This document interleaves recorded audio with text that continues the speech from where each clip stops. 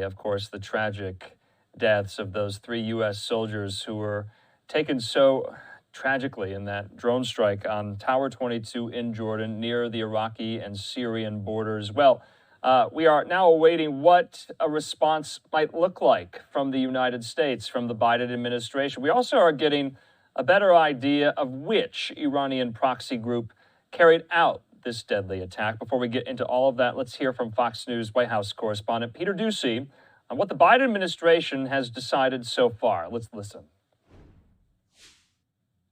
It's been 3 days since the deadly drone attack on U.S. troops in Jordan, and President Biden says he's ready to respond. The U.S. military is likely to strike multiple targets over the coming days, hitting back at the Iran-backed militias that have been responsible for more than 100 attacks on American forces since the start of the war in Gaza. And those attacks have continued, though the White House says they've been largely unsuccessful in recent days. On occasion, those missiles hit. But largely, we have been able to defeat those attacks while they're either in the air or before they can even launch. Those Iran-backed proxies are now starting to prepare for possible U.S. airstrikes. On Tuesday, the most powerful militia in Iraq, which is suspected of involvement in the drone attack, announced it is suspending military operations against U.S. forces in the region. And while Republicans and Democrats on Capitol Hill push for a decisive blow against the groups, the president says his main focus is on Iran.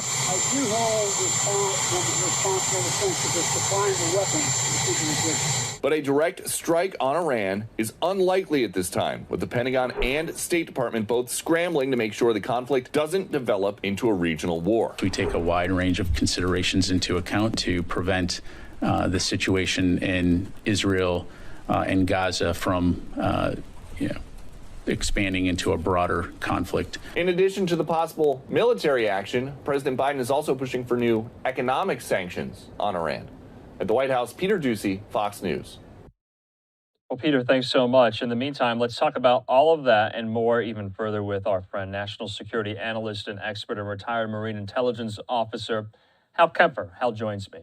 Hal, good to see you. Thanks for being with us. You have helped us make sense of this story for so long. I want to put up a tweet here from our friend at the Pentagon, Fox producer Liz Frieden. Hal, she says, in quoting John Kirby moments ago in the White House briefing on the U.S. response to the Iran proxy attack that killed 3 American soldiers, Kirby says this, Hal, the first thing you see won't be the last.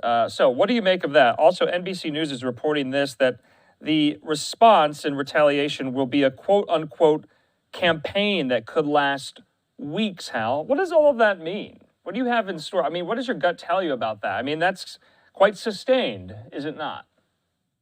Andrew, one of the big criticisms that they've had with the previous strikes or responses to attacks, which were not in Jordan, those were in Iraq and Syria, was they do what they call one-offs. They would go in and hit something, we'd see it, we'd see video of the attack, and then they'd sit there and wait, and of course, there'd be dozens of other attacks before we respond again.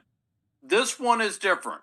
I think they sense that the national mood is different on this one too. This one, it's not that it was an unsuccessful attack from the insurgent standpoint.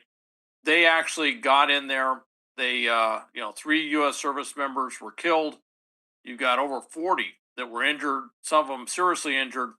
And there is a desire to make this stop, but also to respond in a way that makes our intent understood. So what we're hearing is they have named the Islamic Resistance. This is an umbrella group. It includes the Hezbollah derivant that you mentioned, the one that said, "Oh, we're not going to do any more attacks." Well, a little late for that. Okay, you just did a big attack, so that's one where pretty much certainly Admiral Kirby has talked about this. General Ryder's talked about it, which is, okay, that's great, but it doesn't mean anything. All right, you already did the attack. Sure. So what they've done is they said this whole umbrella group. That tells me a lot of things from that. That tells me a wider variety of targets. That tells me it won't just be that one group. It could be other groups associated with them.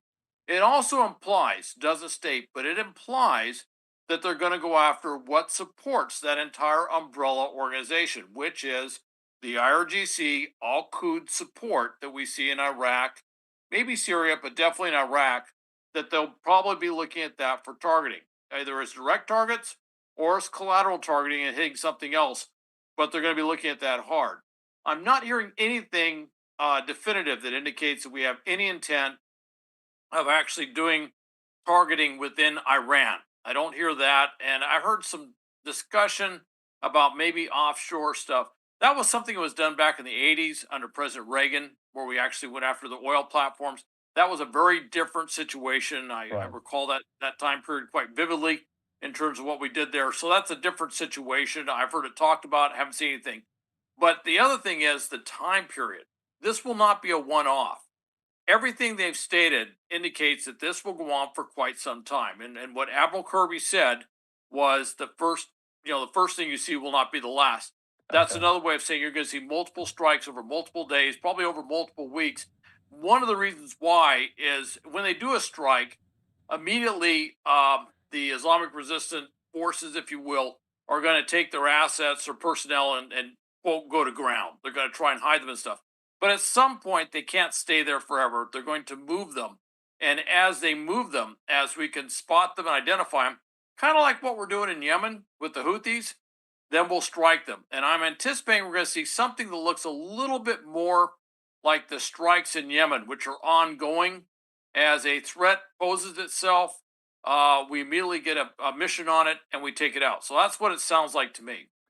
Okay, Hal, let's kind of break that down a little bit because yesterday when we were speaking, we got the news that this splinter Iranian proxy group known as Kataib Hezbollah, different from Hezbollah in Lebanon, but kind of similar complexions, obviously, that they were going to cease all of these attacks. And then we got the news today, you mentioned this, U.S. officials deeming the culprit of these attacks this umbrella group, the Islamic Resistance in Iraq, and you can kind of make the logical leap here that that would include Kataib Hezbollah, in addition to other of these proxy groups here.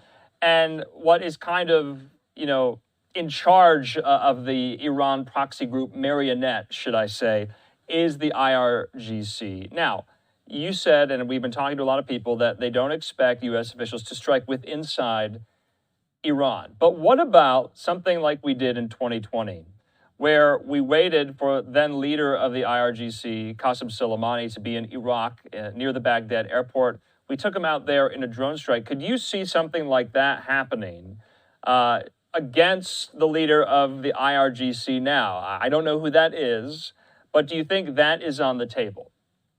I would say if the leader of the IRGC was what's the word I want to use, dumb enough to go to Iraq right now, yeah, that person could probably be targeted. That would be a logical inference from that. I have a feeling that we're going to look at all sorts of IRGC stuff in Iraq. I don't think we're going to do any targeting near Baghdad itself. I would be somewhat surprised. That's a dense urban area. And I would imagine a lot of the targeting that will be done will be away from urban areas. I'm not ruling out select targets. One of the background issues on this, though, is there is tremendous pressure on the prime minister in Iraq to make an executive decision, which he has the authority to do, to ask for coalition forces to leave Iraq. And what everything else is said is the majority of the population of Iraq is Shiite Muslim. There is a lot of affiliation, if you will, between the Shiite community in Iraq and Iran, because Iran is kind of the center of Shiite Islam in the Middle East, and so there's a lot of connections there and stuff. So there's a lot of political pressure on the prime minister right now.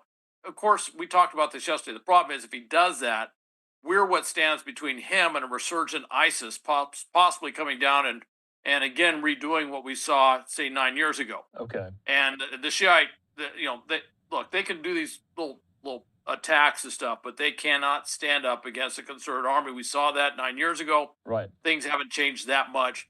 So the prime minister knows strategically he wants to keep the U.S. forces there because we do a lot of good for the national security there.